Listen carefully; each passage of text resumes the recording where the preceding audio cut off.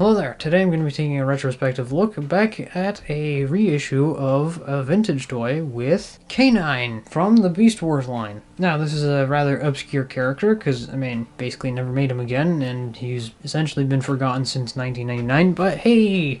I got this guy courtesy of a friend of mine, Lock On. Thanks to him, I will be taking a look at this guy. This figure just looked so weird and wacky that I felt like reviewing it. When else are we getting a German Shepherd Transformer? This is just weird, especially with his color scheme and robot mode. That's going to be interesting. Now, taking a look at him here in his doggo mode. Pretty good representation of a dog. Now, granted, there was a maybe remold or transformation reuse of Wolf. I don't know how much of this is Wolf and how much of it is dog, but it's painted like a German Shepherd and it looks like a dog, so I'm gonna go with dog.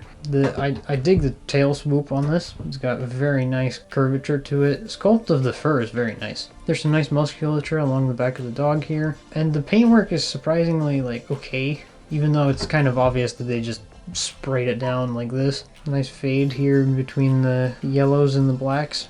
You got nice metallic blue eyes painted on for him with pupils, which is very nice to see. He's got a nice growl going, or sneer, with teeth sculpted in. They are a bit wonky looking, and they're not painted at all, but hey, they're there. Got the snout, and then the underside is surprisingly painted white, which is very nice to see. Wasn't expecting that. And obviously, the robot junk is just the nature of Beast Wars figures. Articulation wise, this is Beast Wars. Your articulation is going to be pretty much these rear legs here can move around a bit, and then the dog's knees can somewhat angle, and that's kinda it. You can sort of wag the tail because it plugs in. Granted, it starts lifting everything up, but hey, you can at least wag the dog's tail. That's an important feature. I'm telling you, it's important. But that's about it. You're not gonna get much articulation out of these old Beast Wars figures, and that's fine. They were the first attempt, so not much to complain there. And I will say this dog mode is very solid. You can squeeze this thing. Nothing's gonna happen to it. Now for size comparisons, here he is with a yellowed Kingdom Tigertron. K-9 over here makes Tigertron look absolutely scrawny. Now for transformation. Of course, this being Beast Wars and made by Kenner, not Hasbro. First step is just rip out his whole tail here with the gun, and then rip off his whole back. I give older toys a pass. Different standards considering it's over 25 years ago. Now the next step I would say is just take these flaps on the side, flip them in, unpeg these legs down here so that you can then unplug the shoulders and just flip them back. Take the good boy's head, split it down the middle, twist this around, bring them back up, take the arms, bring them over here, just fold the legs of the doggo back, fold the robot arms down, these skirts, move them outwards, compress the chest, and then just bring these bits of kibble down. With the legs, you will want to come back here into the back of the thighs and just pull these out, flip them down, flip the heel spur back, fold the dog foot flush with that, and there you go, you have a leg. And just bring these skirts down. And there's K-9 in robot mode. And what a bot we have here. Just look at this guy. He's just yellow, black, white with blue thrown in there. Just what a weird color scheme. The pattern on his chest honestly reminds me of a superhero with this blue symbol on him, the 6 or 8 pack he's got going on, the almost gloves he's wearing. He's like discount Batman. This looks so funny, goofy, and yet awesome. Taking a closer look, of course, you got the head sculpt on him. He's got the mutant mask, which is almost bat looking. The mask itself is fully painted yellow with red eyes as well on it. And you can of course flip that up and have the robot head underneath, which the face is painted black as well as having green eyes. It's very interesting. It has a gigantic chin. First ever Giga chin on a Transformer. It's very weird looking, but I appreciate the weirdness. He's got some pretty good sculpt work on his abdomen there. the chest symbol that he has painted in blue, which is actually pretty sharply painted. Honestly, I'm kind of surprised it doesn't go out of the bounds of the symbol. The abdomen has just straight up abs. I mean, he's been working out. There's some nice tech detailing almost in there. It's just kind of lost because the white they use is kind of that weird milky white almost that kind of loses the detail in it, which is unfortunate because I think there's some really good stuff there. Maybe a very light black wash on there could maybe bring out the details pretty well. Same with the crotch. I mean, there's a lot of sculpted detail. It just kind of gets lost. His arms, of course, are filled with kibble. They don't have much sculpt work going on other than kind of just having organic, almost muscly arms. The panels here do try to have some level of techie detail in here, but it's mostly just hollowed out, which is unfortunate to see. The legs on him are carried over from the dog mode, of course, but there is some like fur as well as mechanical detail blended in there. Tiniest bit of mechanical detail is revealed in the knees, otherwise it's just the dog leg. And the back of the legs, of course, has the more robotic detailing because those were hidden before. It's, again, pretty organic, all things considered. And then his back is, I mean, it's clean because you had to remove the whole spine of the dog. It's very well detailed. I mean, there's a ton of mechanical detailing back here. Kind of lost in all the black, but it's there. And interestingly, the missiles for his gun kind of form these cool ribs on him almost and poke out the front, adding a bit to his odd look. Now, accessory-wise, you will have this spine of the dog, which you can just poke this bit out and it will pop out a handle. That goes into his hand right here. There you go, he's got the shield, which, I mean, the inside at least has some nice techie detail, down to even a spine running along the dog. Interesting. And then he does come with the tail, which, flip out the handle here, and it's a gun. Interesting choice.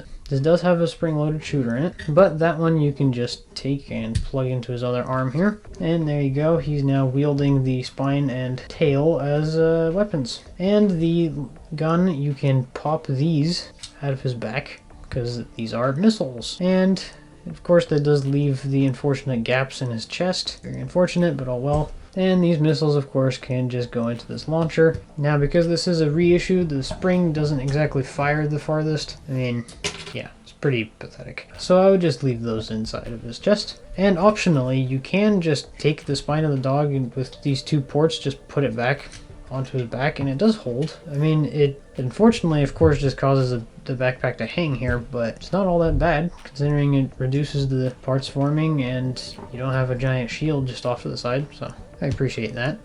I will say, for this reissue, it's a bit weird, because nothing is technically loose. The ball joints, they're not loose, but they are fairly free-flowing, not tight or loose, and that results in this weird feeling where you think it's loose, but it isn't. It's a very odd feeling. I don't know how to describe it, but it's there. I mean, some objective negatives, I mean, he's got hollowness here, which is unfortunate, and what do you know? Hollowness has been around since the 90s. And, I mean, obviously, you just got the kibble hanging off here. If you got the giant hip skirts, the giant dog spine that you either have to leave off or have it just hanging off his back like this. Yeah, that's all unfortunate, but I kinda give it some leniency considering it was the 90s and it was their first attempt at doing something like this, and especially because, I mean, pretty well articulated for how old it is. Now, speaking of articulation, he's got a ball joint at the head so he can rotate all over the place here. He can't really look up all that much. I mean, even with the mutant mask down, you can barely look up, barely look down, because the ball joint is inside the torso rather than in the head. The arms have pretty good articulation. You just move the shoulder pads out of the way and they're surprisingly unrestricted considering the giant dog legs that are hanging off, which are also on ball joints. You can just move those around. But yeah, I mean, they can move out surprisingly well. He's got a swivel at the bicep, well over 90 degrees. I mean, just basically unlimited range on those elbows. And he even has a butterfly joint. Granted, it's for transformation, but hey, even in the 90s, you got butterfly joints. Unfortunately, no waist swivel just because of the transformation where it compresses. Now, this guy can, of course, pull off the beautiful spread. The legs do go about this far forwards, unfortunately blocked by the sculpt and thickness of everything. Pretty much unlimited range backwards though, which is interesting. The thigh swivel is just built into the ball joint. Fairly okay range, all things considered. The knees are surprisingly good for how old this is, with well over 90 degrees. I mean, just basically the full range.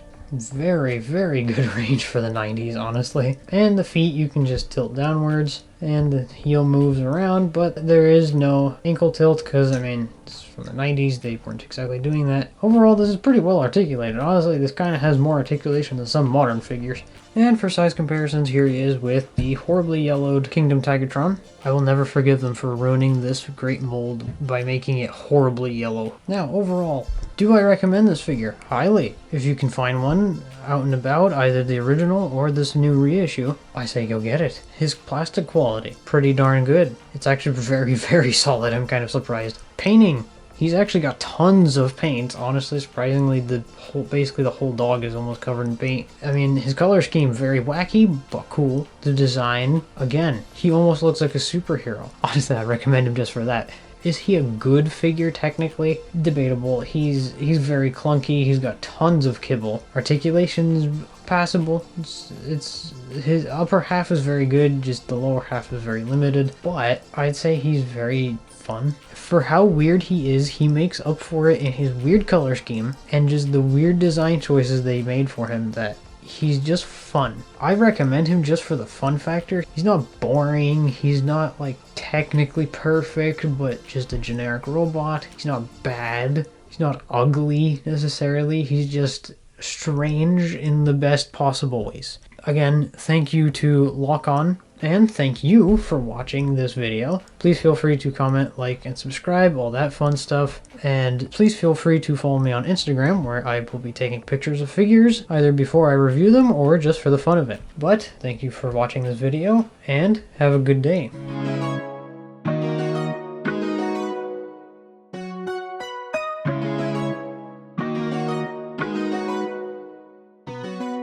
Pull off the beautiful